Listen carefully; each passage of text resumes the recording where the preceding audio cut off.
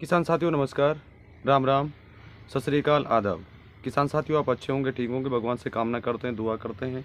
आप जहाँ भी रहें स्वस्थ रहें, अच्छे रहें, आपके काम में दिन दुगनी रात चुगनी उन्नति हो। परम पिता परमेश्वर से हमारी यही कामना है। किसान साथियों आज वैसे हमें वीडियो बनाना था कॉटन के ऊपर, कपास के ऊपर, लेकिन हम वो अगला वीडियो जो हम बनाएंगे उस समय उस पर हम विस्तार से चर्चा करेंगे, क्योंकि कॉटन के ऊपर भी 2 या 3 पार्ट मेरे को लगता है कि बनेंगे।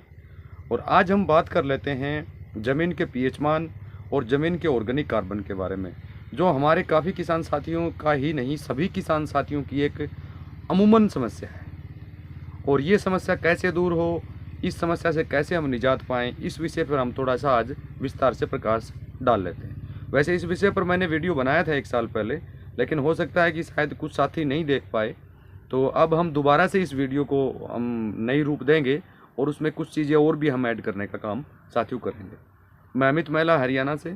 साथियों आज हमने देखा है कि हमारी कुछ ज़मीनों का पीएच मान जो न्यूनतम स्तर 6.5 से लेकर 7 के बीच में है उससे कम है, यानी 4.5-5 के आसपास है।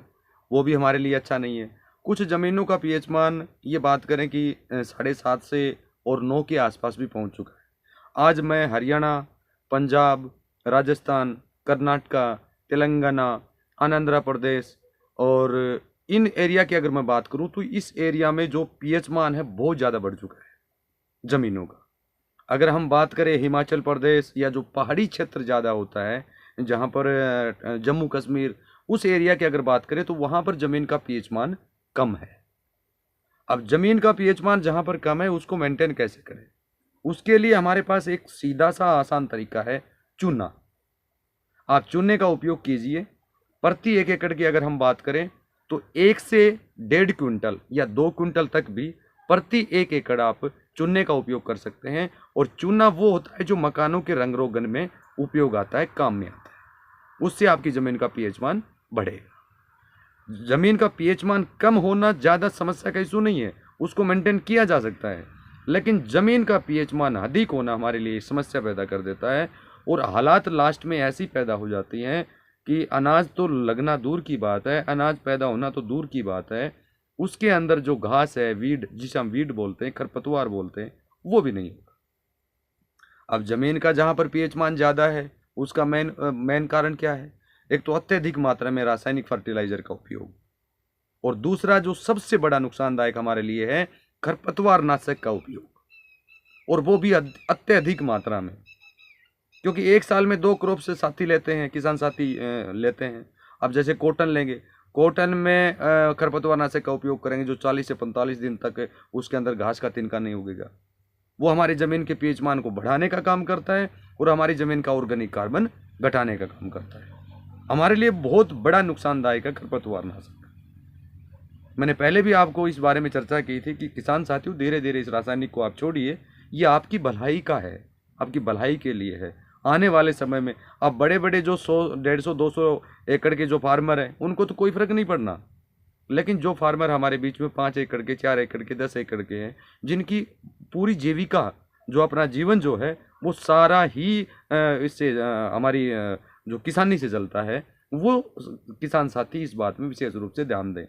फर्टिलाइज़र है, फर्टिलाइज़र का उपयोग हम करते हैं 25, जैसे आज हमारी खेत में ज़रूरत 25 केजी की है, हम यूज़ वहाँ कर रहे हैं 75 किलो, 80 किलो, 1 कुंटल तक। वो भी हमारे लिए नुकसानदायक है, बहुत ज़्यादा नुकसान। तो उससे आप बचने का काम कीजिए। और साल में 1 बार उसमें हरी खाद अवश्य लगाइए, जो सही उपयुक्त समय है। और दूसरा जो सही उपयुक्त समय जो अब है वो अपनी मिट्टी की और पानी की जांच अवश्य करवाइए, क्योंकि काफ़ी क्षेत्र में देखा गया सरसों की कटाई हो चुकी है, जौ की कटाई हो चुकी है, चने की कटाई हो चुकी है, तो वो ज़मीन खाली हो गई है। वो तो वहाँ से आप मिट्टी लीजिए। और मिट्टी जांच के ऊपर मैंने वीडियो ऑलरेडी बनाया हुआ है, उसको देखने का कष्ट आप कीजिए। जो मेरी प्ले लिस्ट में जाएंगे तो मेरे खुद के स्वयं के जो पार्ट वाइज वीडियो हैं उनमें मिट्टी जांच का वीडियो आपको मिलेगा, वो आप अवश्य देखिए। और हो सकता है मैं डिस्क्रिप्शन बॉक्स में उसका लिंक भी डाल दूंगा, उससे आपको ज़्यादा समस्या नहीं होगी। तो इन चीज़ों का थोड़ा सा आप ध्यान रखें, मिट्टी जांच करवाइए। मिट्टी जांच अगर आप करवाएंगे तो उससे बेनिफिट आपको क्या होगा, एक तो ज़मीन का ऑर्गेनिक कार्बन क्या है और ज़मीन का पीएच मान क्या है उसका आपको पता चलेगा। दूसरा, जो रासायनिक खेती करता हो चाहे जैविक खेती करता हो, दोनों के लिए उपयोगी है। अब रासायनिक खेती करने वाले फार्मर हैं, उनको ये पता चलेगा कि आपको कितना किलो यूरिया डालना है, कितना किलो डीएपी डालना है, कितना किलो जिंक डालना है, वो सारी डिटेल आपको मिल जाएगी। तो ऑर्गेनिक फार्मिंग करने वालों के लिए कोई समस्या की इशू नहीं है, क्योंकि वो सारी चीज़ें जैसे वेस्ट डिकम्पोजर, आज तरल वेस्ट डिकम्पोजर हमारे बीच में फार्मर यूज कर रहे हैं, उससे ऑलरेडी ज़मीन का ऑर्गेनिक कार्बन मेंटेन होने का काम कर रहा है, ज़मीन का पीएच मान मेंटेन होने का काम कर रहा है। क्योंकि किसान साथियों, आपको जानकारी के लिए बता देता हूँ, आज जो तरल वेस्ट डिकम्पोजर हमारे बीच में है, उसमें carbon fiction bacteria already available है। तो आपको ज़्यादा समस्या उसमें नहीं आएगी अगर उसको सही रूप से उपयोग करेंगे। हर सिंचाई में उसको डालने का काम करेंगे, या जो भी क्रॉप्स आपने लगा रखी है, जब जब सिंचाई करें सिंचाई में दीजिए, फोलियर स्प्रे में आप उसका यूज़ कीजिए, उससे आपको काफ़ी अच्छा बेनिफिट साथियों मिलेगा।